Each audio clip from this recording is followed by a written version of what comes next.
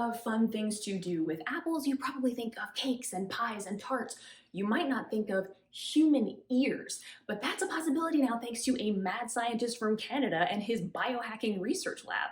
So today we're going to take a look at how the future Martian colonists might grow their own food to turn into medicine and medical implements. It's a weird episode and I'm super excited about it. I'm Sarah Gilbert and this is the Martian Street Food Society.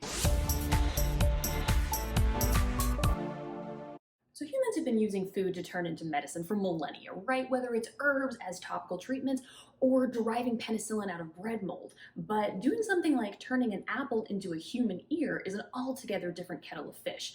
That took a mad scientist, wackadoo biohacker genius named Andrew Pelling. And guys, I am obsessed with this man's work. Andrew Pelling is a biophysicist who runs his own lab out of the University of Ottawa, and their signature is doing stuff that is way outside the box and all involves produce. His goal is to make medical implants for humans out of fruits and vegetables. Now, I know that sounds weird, but it actually makes a lot of sense, both from the biology perspective and from the financial perspective. Now, traditionally, these implants have come from one of three different sources. One, they could have been donated by a person, like an organ donor. Two, they could have been taken from an animal, which has some not great ethical implications. Or three, they could have been man-made in a lab using some kind of animal tissue, be it an actual animal or a human. But all three of those options are really expensive. It's tough to get your hands on organs or the right kind of tissue to build one yourself. There's also the issue of whether or not the patient's body will accept the organ donation. Patients are frequently put on immunosuppressors to make sure their bodies don't reject the organ, but that has some other major health implications. To solve all this, Andrew Pelling decided to try to use plant tissue instead of animal tissue, and so far, his results have been really impressive.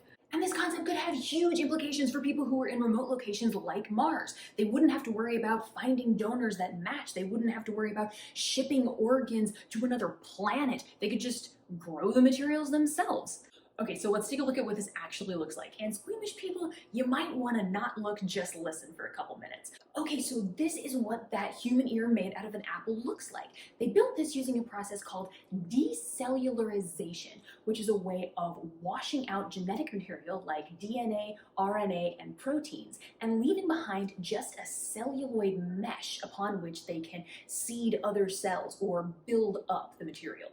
Now, the parts that they're washing out just so happen to be the parts that cause immunoreactions, and the things that they're leaving behind are basically just plant fiber. You can find lots more images like this on their Instagram and on their website, and Andrew Pelling himself has even done a TED Talk about this. Andrew and his team have only been doing this for a couple of years, and they've already become the forerunners of this brand new field of plant-based biomaterials for regenerative medicine. Now, you may have noticed that that ear didn't have a center part. It doesn't have any of the elements of the ear that actually connect into the head.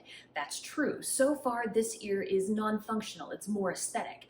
But his team has created other things that will actually perform a biological function. In 2016, he came up with the idea of making spinal cord implants out of asparagus. He's crazy and it works. So he looked at the asparagus spear under an electron microscope and he saw that the structure was pretty similar to the structure of blood vessels. And because he's a mad genius, he said, hey, let's use these vascular bundles to grow a spinal cord. I mean, why not? Why wouldn't you use asparagus for that? So they decellularized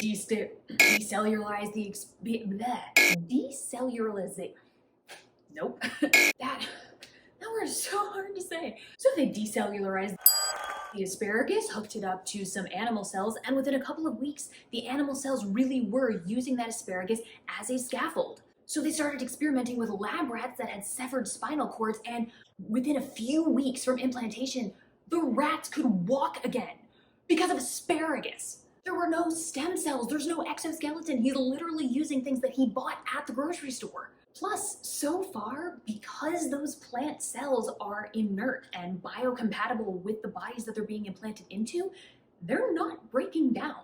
Like, it worked, and then it continued to work. And those are two separate things, and that's huge. In fact, last year, in October of 2020, the FDA declared this asparagus implementation a breakthrough device with the goal that they would begin human experimentation within the next few years. In fact, it's going so well that Andrew Pelling has stated that if things keep going at the current rate, he expects that there will be humans walking around out there with asparagus implants in their spines well before 2040. That's really soon.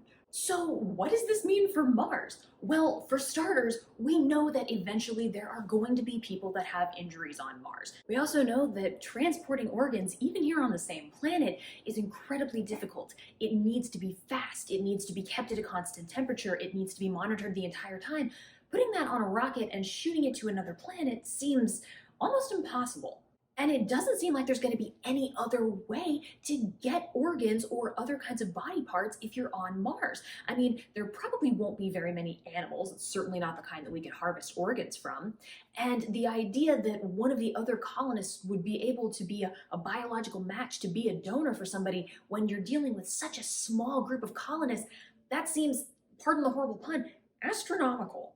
So instead, being able to just plant an apple tree or some asparagus and grow your own materials really seems like a great option. It's cheap, it's easy to make, you can do it on demand so you're not left with huge stores of organs that aren't being used or stem cells that have to be kept in a certain kind of temperature or special conditions or else they go bad. You just go pick an apple off the tree and decellularize it and there you go. And I doubt anybody was really thinking about that when they started thinking about the kinds of food that they would have on other planets, but honestly, it's kind of perfect. You can find out more about this lab and the incredible work that they're doing at their website, pellinglab.net. And my question for you guys, if you could have any one food become part of your body forever, what would it be and why? As always, thank you so much for watching. I will see you guys next time. Bye, guys.